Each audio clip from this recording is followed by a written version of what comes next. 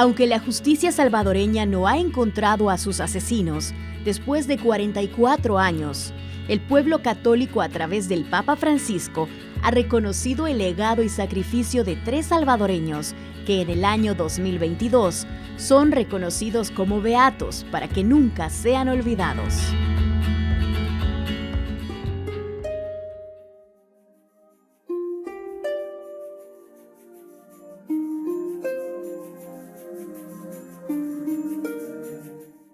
Creo que mi tío quería vivir y quería ejercer esa misión de no solo amar al prójimo, sino que de caminar con ellos.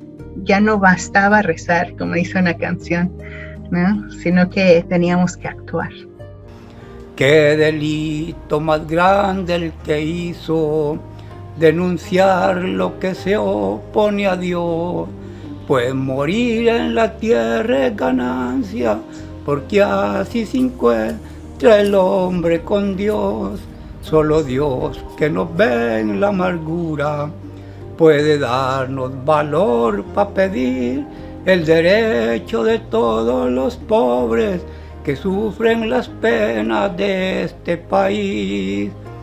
No importa que tengan dinero los que hacen sufrir o morir, solo sé que hay un Dios que lo espera, unir nuestras fuerzas para resistir. Porque él nunca estuvo de acuerdo que estuvieran haciendo injusticia con el pobre. Y eso es lo que él decía: si me matan, pues no me van a matar, me van a matar este cuerpo, decía, pero mi alma no se va a perder, decía. Y cuando el día que me maten, que me maten, me decía él, tiren cohetes, decía, de alegres porque mi alma no se ha perdido, decía. Realmente son un ejemplo de, como dice mi canción, pues un ejemplo de justicia, buscaban justicia. A pesar de que evidentemente lo que ellos hacían nada más era pues tratar de vivir el evangelio, tratando también de involucrarse con la gente.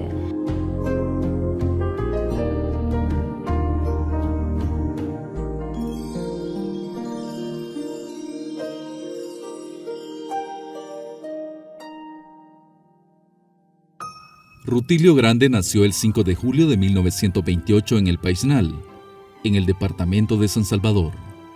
Fue criado por su abuela, quien le inculcó desde pequeño su vocación y espiritualidad. En su juventud, fue llamado al sacerdocio por el arzobispo de San Salvador, Luis Chávez y González, ingresando al seminario a mediados de enero de 1941.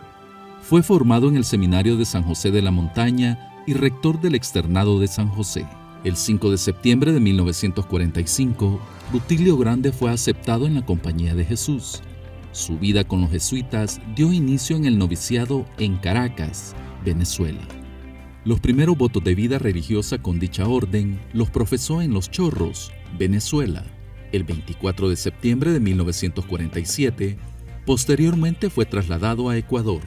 Rutilio Grande fue ordenado sacerdote el 30 de julio de 1959 en la ciudad de Oña, España. En 1967 comenzó su amistad con el sacerdote diocesano Óscar Romero, amistad que perduró a través de los años. Y en junio de 1970, Grande sirvió como maestro de ceremonias en la ordenación de Romero como obispo auxiliar de San Salvador. El 24 de septiembre de 1972 fue nombrado párroco de la Iglesia El Señor de las Misericordias en Aguilares, sitio muy cercano a El Paisnal, cantón donde nació y creció. Allí fue uno de los jesuitas responsables de establecer las comunidades eclesiales de base y de entrenar a los líderes llamados delegados de la palabra. En este sitio puso en práctica todos los conocimientos adquiridos durante los años de estudio. El 12 de marzo de 1977 se celebraba la novena en honor a San José, en El Paisnal. El padre Rutilio fue invitado a presidir una de estas Eucaristías, donde lo acompañaban Manuel Solórzano y Nelson Rutilio Lemus. Siempre nos reuníamos que él se ponía a decir misa, decía él, y todas Yo era la más mayor de todas las que llegábamos a escuchar la misa, a cantar, y después nos quedábamos en las doctrinas. De ahí me pusieron a mí como que yo diera la catequista, que diera la doctrina porque yo era la mayor.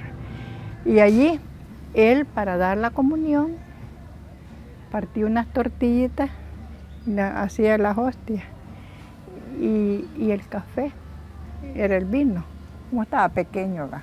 Pero él tenía ya eso de que él iba a ser sacerdote. Pues él era un hombre amable, era un hombre que se llevaba con la gente pobre, él no tenía diferencia, pues sí, color, ni pobreza, ni riqueza, nada, pues él era así, pues se llevaba con todo el mundo. La vida de Rutilio es de esas vidas interesantes para nosotros. A mí me encanta meditar la vida del padre Rutilio Grande porque en él se ve la mano de Dios, porque su situación personal de salud fue muy precaria, muy difícil, y en todo caso debió ser internado en hospitales, debió pasar un tiempo en reposo, y ir y venir, ¿verdad?, a Ecuador, a Panamá, a San Salvador. Y sin embargo, Rutilio siempre confió, en medio de sus situaciones críticas, en la voluntad de Dios. Y al final decía él, tengo que ponerme en las manos de Dios y dejar que Él conduzca mi vida y que sea lo que Él quiera. Y para mí fue un excelente maestro, ¿no? Él aplicaba todas aquellas técnicas del diálogo con los estudiantes, de la discusión entre estudiantes, del foro entre estudiantes. Y lo recuerdo en ese sentido, una persona muy afable, un sacerdote ejemplar para los seminaristas de aquella época. Nosotros lo mirábamos como un sacerdote ejemplar, un sacerdote muy comprometido con la realidad del país y que pues se había constituido para nosotros los seminaristas en un referente, digamos, de cómo ser, si llegáramos a ser sacerdotes, ¿verdad? Manuel Solórzano nació en 1905 en el municipio de Suchitoto, departamento de Cuscatlán. Se casó con Eleuteria Antonia Guillén, con quien tuvo 10 hijos. Por motivos laborales, se trasladó hacia Aguilares, donde colaboró en la compra y venta de semillas y ganado. Fue muy activo en la vida parroquial, especialmente en la evangelización, al ver el dinamismo que le había dado el padre Rutilio Grande. Pues Manuel Solórzano de alguna manera era un campesino cercano a Rutilio, ahí en la parroquia, un hombre indudablemente que aprendió con Rutilio a conocer la palabra de Dios, aprendió con Rutilio a servir en la iglesia, pero igual Nelson Rutilio no era parte de grupos juveniles, no era parte de los acólitos, no era parte de la parroquia, era amigo de Rutilio. Sus padres eran amigos personales del padre Rutilio Grande, y entonces este niño, este adolescente, vivía por ahí en torno a la parroquia de San José del Painal, quería mucho a Rutilio. La diferencia entre él y yo era de 6 años. Cuando él falleció tenía 16, yo andaba como por mis 10 años, porque casualmente somos del mismo mes. Él del 10 de noviembre y yo del 12. Y resulta que 6 años era la diferencia entre él y yo. Habían unas niñas que fallecieron cuando él estaba pequeño. Las niñas estaban pequeñas, fallecieron. Así es que por las circunstancias fuimos quedando únicamente Nelson y yo. Nelson Lemus nació el 10 de noviembre de 1960 en el Paisnal, siendo el primogénito de 12 hijos del matrimonio entre Jesús Lemus y María Chávez. Fue bautizado en la parroquia El Señor de las Misericordias el 8 de enero de 1961. Posteriormente, a los 10 años, recibió el sacramento de la primera comunión y a los 15, el de confirmación. La amistad entre el padre Rutilio y Nelson Lemus nació debido a la relación que el jesuita mantenía con su papá desde la infancia. Además, Nelson era miembro activo de la comunidad del Paisnal, que en marzo celebraban las fiestas patronales en honor a San José. Su padre, Jesús Lemus, trabajaba como mensajero en Correos de El Salvador, y su madre, María Evelyn Chávez, se dedicaba a las labores del hogar. La relación mía con él como niña era... Casi nosotros niñez no tuvimos, vaya. Los juegos de antes eran muy diferentes a los actuales. Nosotros, sí, por las noches, de 6 a 7 de la noche nos íbamos donde mi prima. Ahí se ponían todos los niños a jugar, de acuerdo a las edades, ¿verdad? Y en el día, lógicamente, íbamos a la escuela, estudiábamos, acá mismo en el lugar. Íbamos a la escuela, estudiábamos. A veces por la tarde, si las clases eran en la mañana, íbamos con mi papá a traer unos tercios de leña allá al monte. Normalmente, un niño muy cariñoso con todos los niños. A la edad que él tenía, muchos niños lo querían, lo abrazaban. Sí, la verdad, era bien amado por ellos. Aquella tarde, sábado 12 de marzo, él fue a traer un tercio de leña para llevárselo a la madrina Aguilares. Viniendo de regreso, él se encontró con 3 niños que venían con él en la calle caminando.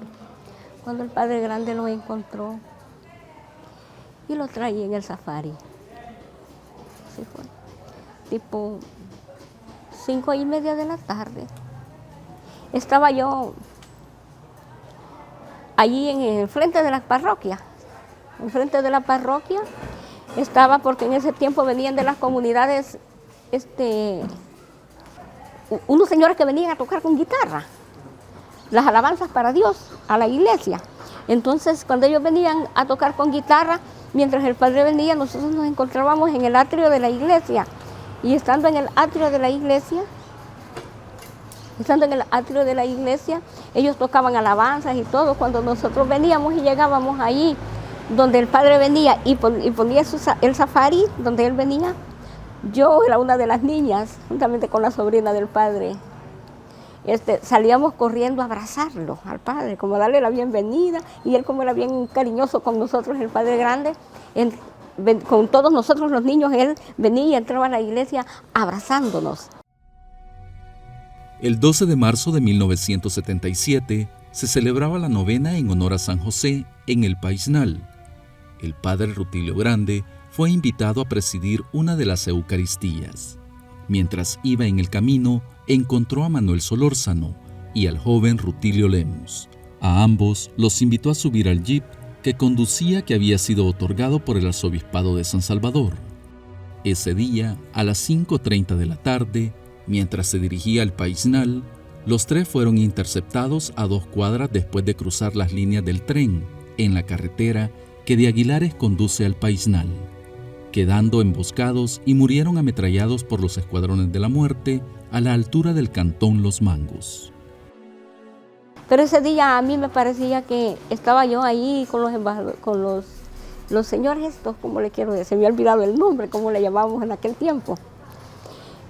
Los adoradores, el grupo de los adoradores, estaban cantando con la guitarra y todo, y esperando al padre. El padre no llegó.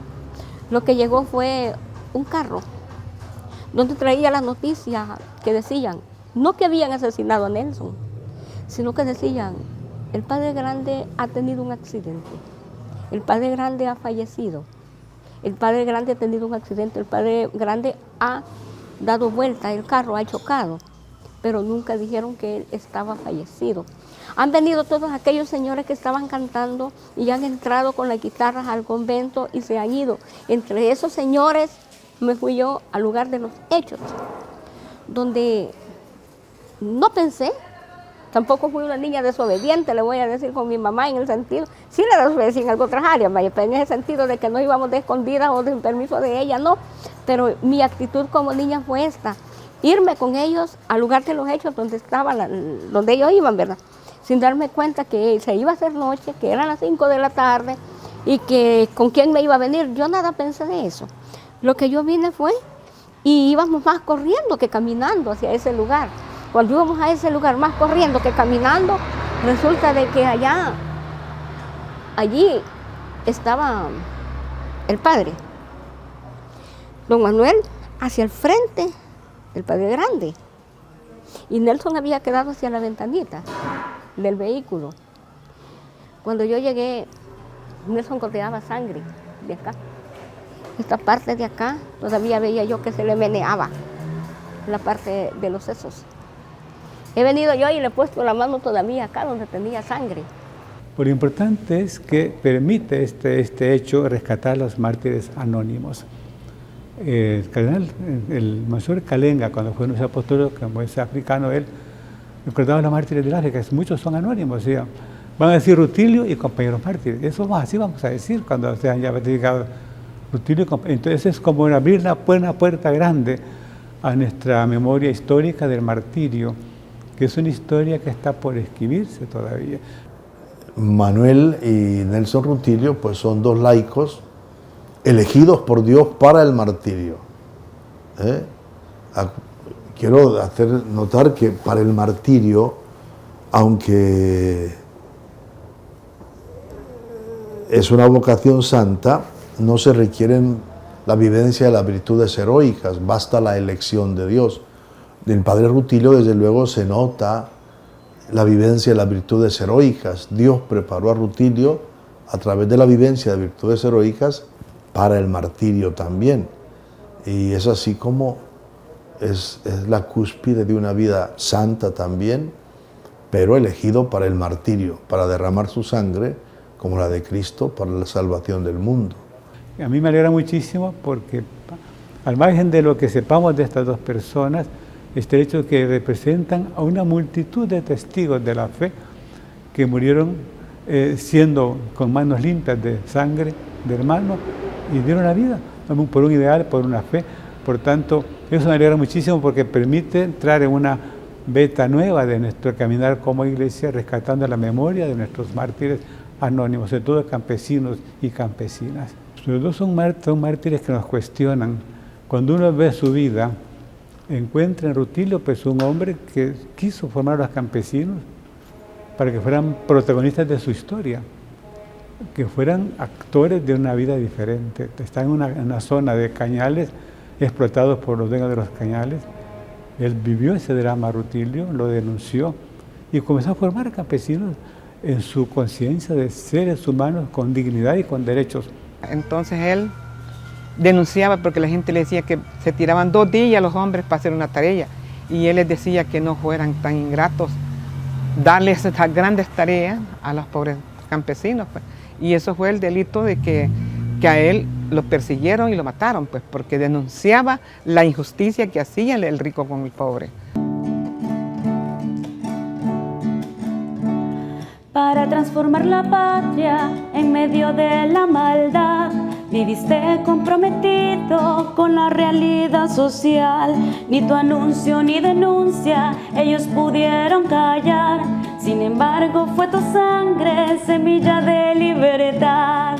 Creo que es una responsabilidad muy grande porque usualmente los jóvenes no se informan sobre la importancia que han tenido todas estas personas en la historia de El Salvador. Entonces es una responsabilidad porque estoy a través de la música tratando de compartir qué hicieron estas personas. Creo que como salvadoreños deberíamos de primero tener una gran fe, ¿no? No solo en Dios, sino que en cada una de las personas alrededor.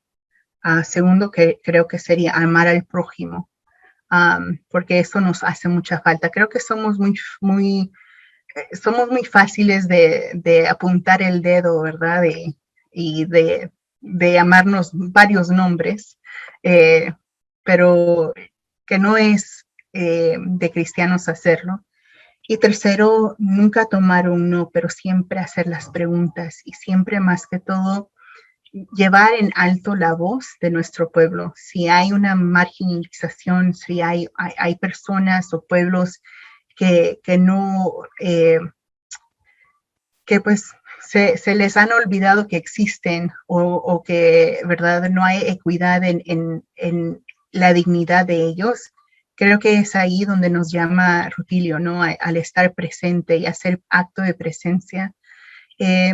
Creo que esas tres cosas son los pasos a seguir si vamos a llevar el legado rutiliano, porque él fue una persona que no le daba miedo, ¿no? Ni decirle el tú por tú a un presidente, ni por supuesto tener esas conversaciones difíciles con sus amigos, ¿no? Como lo fue entre Rutilio y Romero. O sea que son tan parecidos los mártires en esa opción total por Cristo, por su reino y por la gente en la que ven también al Cristo sufriente.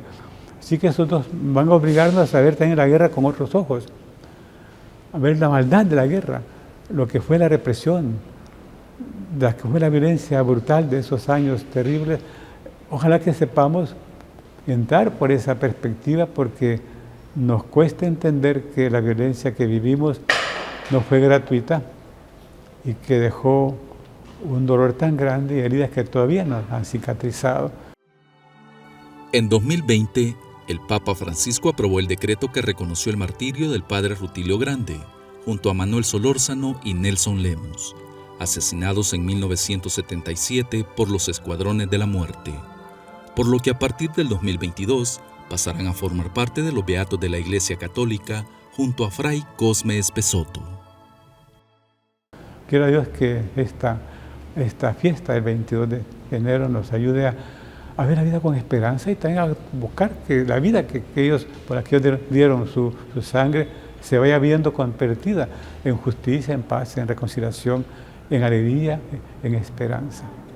Sos conocido como el Padre Tilo, con tus amigos que lucharon con vos, Nelson y Manuel, los tres siervos de Dios, junto a Romero,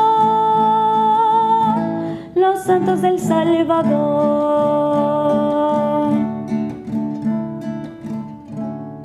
Mis hermanas, lógicamente, en ese sentido, le dan gracias a Dios nomás, porque de Dios,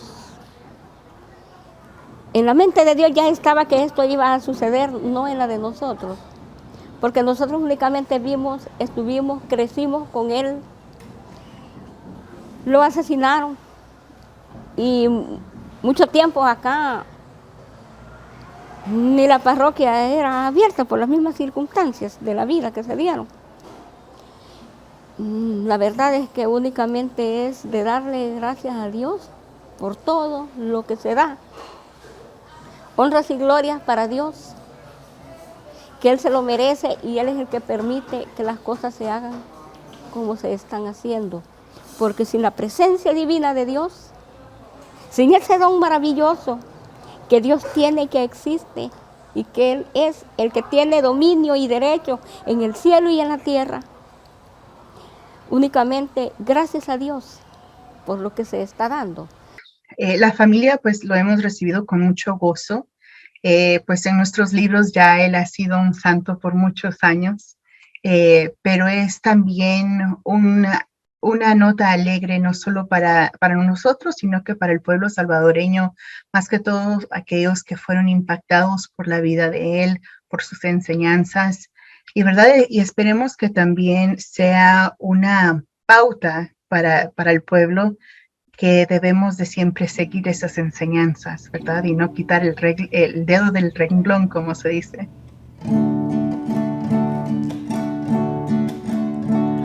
Para transformar la patria en medio de la maldad, viviste comprometido con la realidad social. Ni tu anuncio ni denuncia ellos pudieron callar. Sin embargo, fue tu sangre semilla de libertad. Sos conocido como el Padre Tilo, con tus amigos que lucharon con vos, Nelson y Manuel, los tres siervos de Dios, junto a Romero, los santos del Salvador.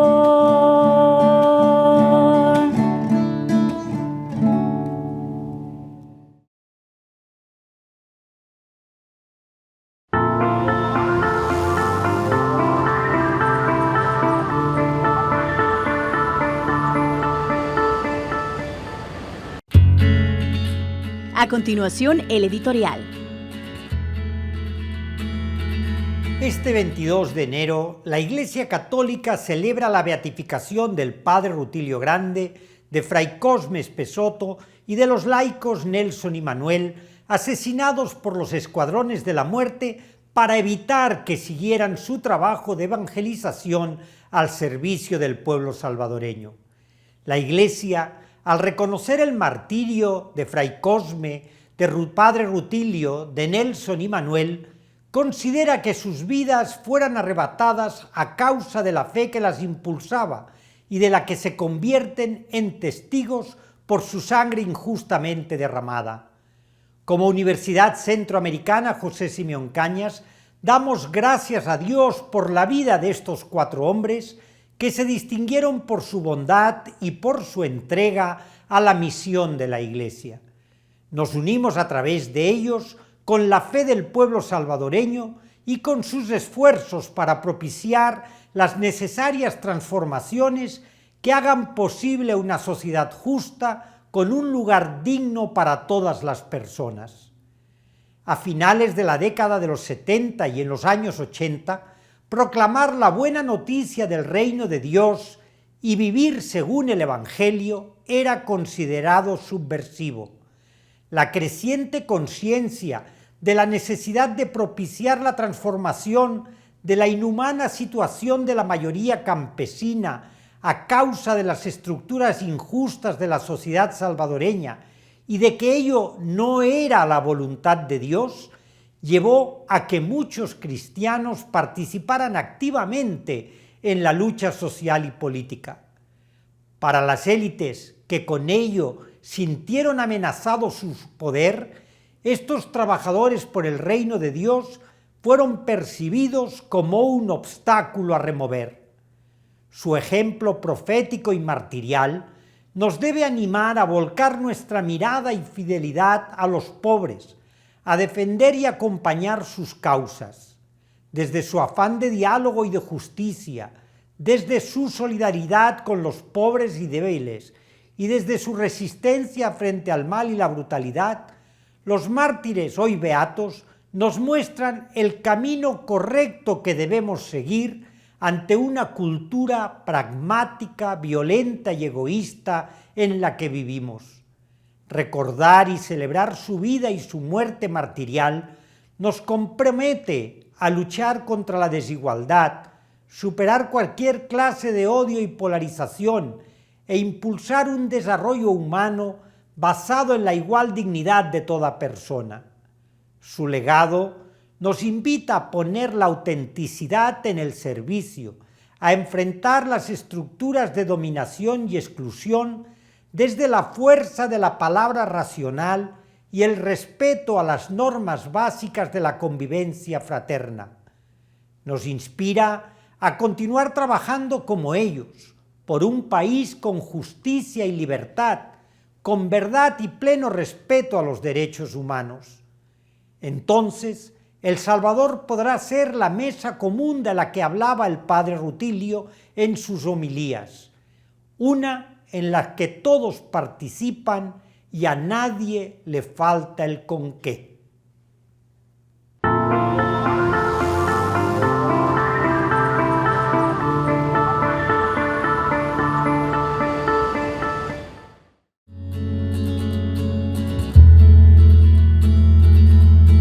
La sección de la entrevista en el siguiente segmento de Miradas. Hola amigas y amigos, bienvenidos a la sección de la entrevista de su programa Miradas, programa producido por Audiovisuales de la UCA, y que en esta oportunidad tenemos como invitado a Abraham Ábrego de Cristosal, con quien hablaremos sobre el tema de la institucionalidad de los derechos humanos a partir de los acuerdos de paz. Bienvenido Abraham, gracias por acompañarnos. Gracias, un gusto, gracias por la invitación, Alberto. Será un placer aportar en el tema de los acuerdos de paz y la institucionalidad. Sí, gracias Abraham. Para empezar quisiera que nos haga un breve contexto de qué es lo que surge como institucionalidad a partir de los acuerdos de paz que se firmaron el 16 de enero. Los acuerdos de paz, cuando se diseñan, un fenómeno importante es que construyen una nueva institucionalidad, partiendo, por ejemplo, del tema de seguridad pública.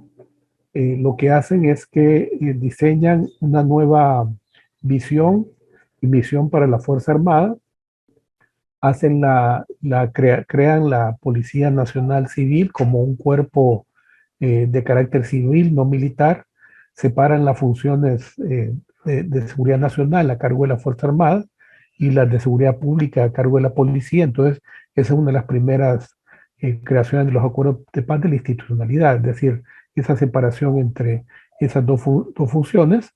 Sobre todo que se trataba de cuerpos que durante la guerra fueron señalados como violadores de derechos humanos, y por lo tanto se crea esa nueva institucionalidad. Por otro lado, en el caso del sistema judicial se depura el sistema judicial que había previamente, ya que al crear la Comisión de la Verdad se identifica de que el aparato judicial había sido cómplice de muchas violaciones de derechos humanos.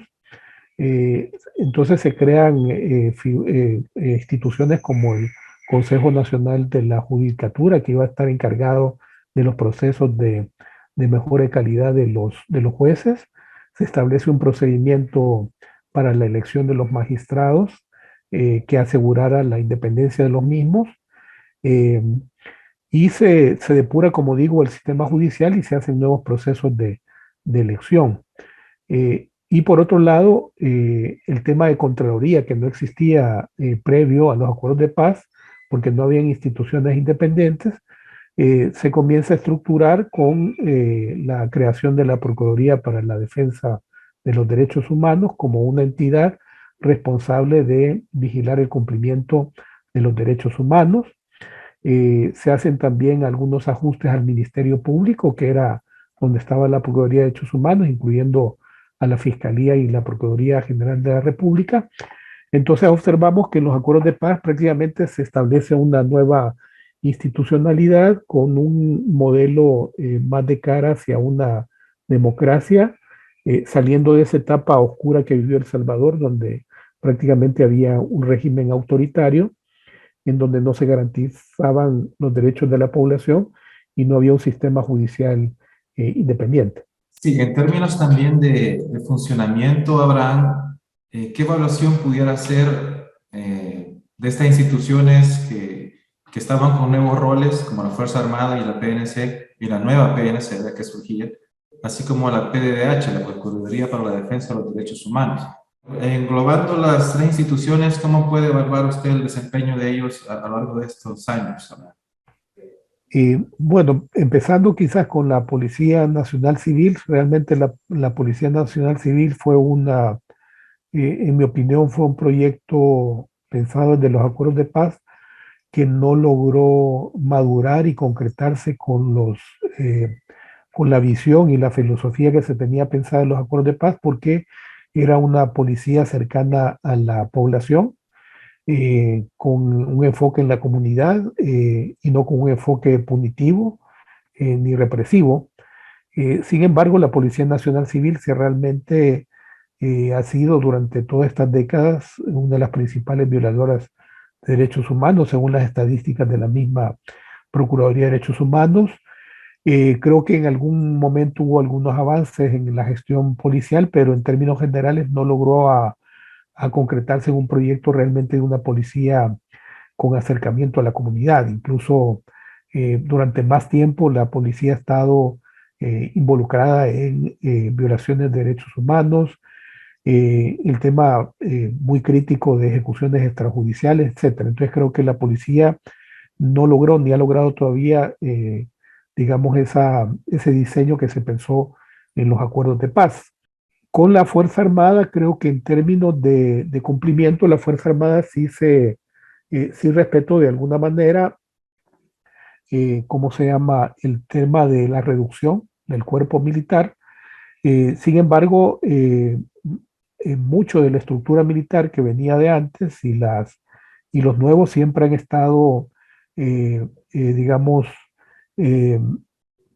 involucrados siempre en temas de violaciones de derechos humanos. En un principio, la cúpula militar rechazó un acuerdo de paz que era el juzgamiento de violaciones de derechos humanos. Por otro lado, los mismos partidos políticos de ese entonces permitieron que miembros de la Fuerza Armada fueran incorporados en la nueva Policía Nacional Civil, y eso impactó mucho que se lograra realmente convertir en una policía civil, dado que se incorporaron funcionarios militares que tenían pasados de violaciones de derechos humanos y aceptaron que incorporaran en la policía, y ellos incidieron mucho en que la policía no lograra ser una institución respetuosa de derechos humanos. Entonces, creo que la Fuerza Armada, no solo por la Fuerza Armada, sino que por las mismas políticas de los subsiguientes gobiernos, se les estuvo, digamos, asignando funciones de seguridad pública que desnaturalizaron los acuerdos de paz, y en esa línea se ha convertido últimamente también en partícipe de muchas denuncias de violaciones de derechos humanos cuando ha ejercido facultades de seguridad pública. Sin embargo, en términos de filosofía, pues, puedo decir que la Fuerza Armada trató o se trató de ajustarse. Fueron más decisiones de los políticos que los involucraron en temas de seguridad pública, y lo han mantenido con esa visión, y se ha ido desnaturalizando el sentido general que tenía la división entre Fuerza Armada y Policía Nacional Civil. Cuanto a la Procuraduría de Derechos Humanos, yo creo que en términos generales ha sido la institución que se pensó en los acuerdos de paz. Ha habido excepciones, ha habido gestiones de procuradores que han sido negativos y que han significado retrocesos en el respeto de derechos humanos, pero en términos generales la Procuraduría generó un buen reconocimiento en la población, y ser una de las, en algunos momentos, en una institución fuerte en el tema de derechos humanos. Sin embargo, hemos estado viendo retrocesos en la última gestión del actual procurador, donde creemos que todavía hay bastantes retrocesos con respecto a lo que venía siendo la Procuraduría de Derechos Humanos. Entonces, creo que en ese término, yo agregaría, perdón, Alberto, otra entidad que creo que es importante evaluar, que es el sistema judicial.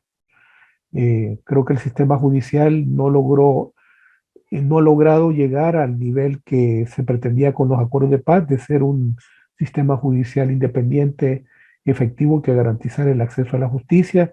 Sí ha habido, creo yo, un fortalecimiento tanto normativo como de jueces, y ha habido buenos jueces, pero creo que todavía como conjunto el sistema judicial no ha logrado ser totalmente independiente y garantizar el acceso a la justicia a la población. Ok, Abraham, quizás ya para ir terminando, si nos hace una breve valoración del actual contexto que vivimos en 2022, ¿verdad? Que el oficialismo del gobierno, a través de la Asamblea Legislativa, hay una como intención de querer reescribir una nueva historia alrededor de los acuerdos de paz. ¿Cuál es su valoración sobre este tema? Sí, yo lamento la posición del actual gobierno al insistir en ir por una ruta del autoritarismo. Creo que eso se ha visto desde el año pasado en forma más acelerada y gradual, suprimiendo libertades democráticas, con persecución política, emitiendo leyes inconstitucionales, dando un golpe al órgano judicial con la separación de la Sala de lo Constitucional, del fiscal y de los jueces que eran mayores de 60 años. Entonces creo que ahí se ha habido una regresión, y creo que el gobierno sigue insistiendo en ir por esa ruta del autoritarismo. Creo que la decisión de anular la celebración de los acuerdos de paz es una decisión antihistórica. Los acuerdos de paz son un hecho histórico simbólico que representa una decisión política de ese momento, acompañada por muchos sectores sociales, que decir que no es que hubiera sido perfecto los acuerdos de paz, pero anularla me parece un acto de irrespeto a todos los que dieron su vida en esa transición, también a las mismas víctimas, porque no se ha consultado a las víctimas. Entonces creo que no es una buena decisión, sobre todo, como dices, tratar de reescribir la historia desde una perspectiva no de memoria histórica. Es decir, la historia se puede reescribir, pero lo que está haciendo el gobierno de Bukele y la Asamblea Legislativa es repitiendo lo que trataron de hacer los gobiernos después de los acuerdos de paz, que hay que recordar que trataron de borrar la memoria histórica, trataron de borrar las violaciones de derechos humanos, y yo creo que no se puede hacer eso si se quiere reconstruir otra transición. Entonces, como te digo, creo que lamentablemente, a pesar de que es un gobierno que tiene un respaldo popular y que tiene incluso la mayoría de la Asamblea Legislativa, con el cual podría construir un esquema democrático y de entendimiento, estamos viendo que se están enfocando hacia otro tipo de modelo. Ok, muchas gracias, Abraham, gracias por acompañarnos, por habernos acompañado, perdón. Un gusto, gracias por la invitación. Y gracias a ustedes, amigas y amigos, por haber estado en sintonía de la entrevista. Nos vemos en la próxima. Hasta pronto.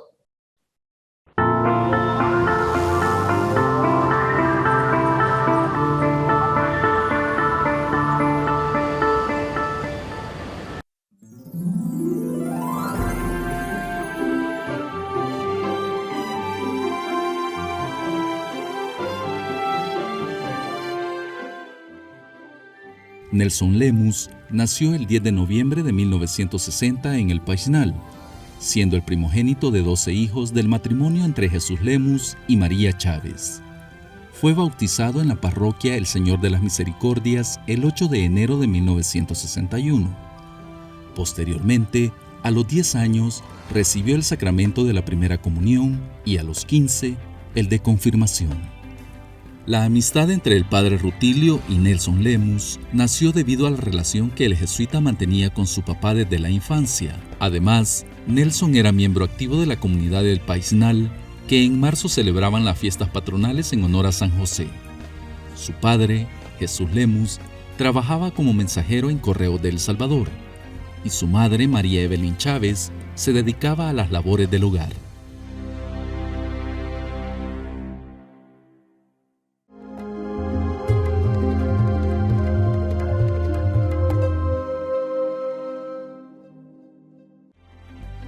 Bautizado con el nombre de Santi, que en español significa santos, siempre ayudó a sus padres en las labores agrícolas, debido a la gran cercanía que tuvo con ellos. Recibió el sacramento de la comunión a los 6 años y el de la confirmación a los 9. A los 10, expresaba a su padre el deseo de inscribirse en el seminario, pero por condiciones económicas no tenían los medios para poder sufragar los gastos que esto implicaba.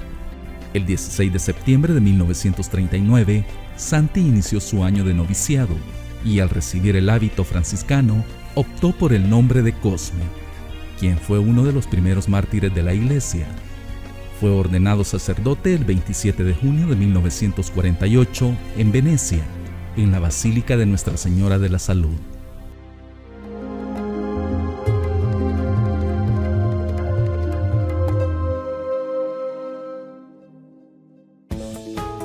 En el próximo Miradas. ¿De qué nos sirve que nos digan héroes si al final no dan nada por nosotros? Solo es la palabra héroes. Somos mártires. Mi esposo y todo el personal de salud que ha muerto son mártires de este mal sistema de salud.